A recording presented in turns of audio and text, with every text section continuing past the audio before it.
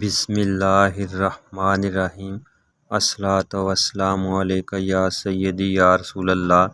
وعلی آلک و اصحابک یا شفیع المذنبین۔ تمام اہل اسلام کو السلام علیکم۔ میرے دوستو،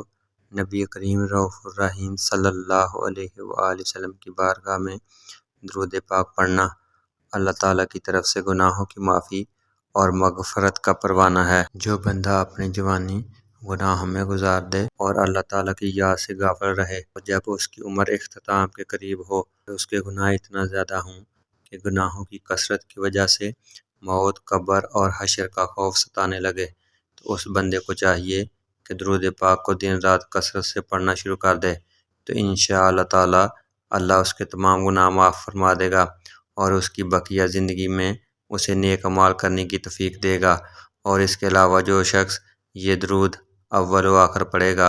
اللہ تعالیٰ اسے بے حساب قوت عطا فرمائے گا۔ جو شخص درود اول و آخر کا عمل کرے گا اور اس درود پاک کو زیادہ سے زیادہ پڑھے گا، تو اللہ تعالیٰ اس درود پاک پڑھنے والے کو اس کے دشمنوں کے اوپر اس کو غلبہ عطا فرمائے گا۔ لہٰذا اگر کوئی شخص چاہتا ہو کہ اس کا دشمن اس کو تانگ نہ کرے اور اس کی وہ سازشوں سے اور دشمنی سے بچا رہے، تو اس بندے کو چاہیے کہ وہ 7 جمعہ لگاتار نماز جمعہ کے بعد 111 مرتبہ درود اول و آخر پڑھے، تو انشاءاللہ تعالیٰ اللہ تعالیٰ اس کو اپنے دشمن کے اوپر غلبہ عطا فرمائے گا۔ میرے عزیزو، چونکہ آپ صلی اللہ علیہ وآلہ وسلم پر درود پاک پڑھنا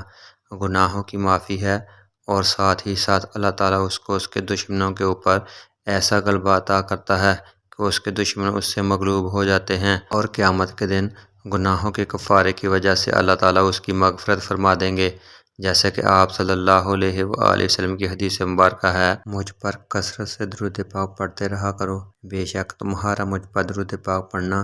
تمہارے گناہوں کے لیے مغفرت ہے۔ حوالہ ابن عساکر۔ اس کے علاوہ ایک اور حدیث میں ہے، آپ صلی اللہ علیہ وآلہ وسلم کا فرمان عالی شان ہے، جو بندہ میرے اوپر درود بھیجتا ہے اللہ تعالیٰ اس کے 10 گناہ مٹا دیتا ہے۔ ان دونوں احادیث سے یہی معلوم ہوا کہ جو شخص آپ صلی اللہ علیہ وآلہ وسلم پر زیادہ اور کثرت سے درود پاک پڑھتا ہے،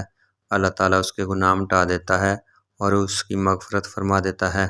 اور جو بندہ درود اول و آخر پڑھتا ہے اور 7 جمعے مسلسل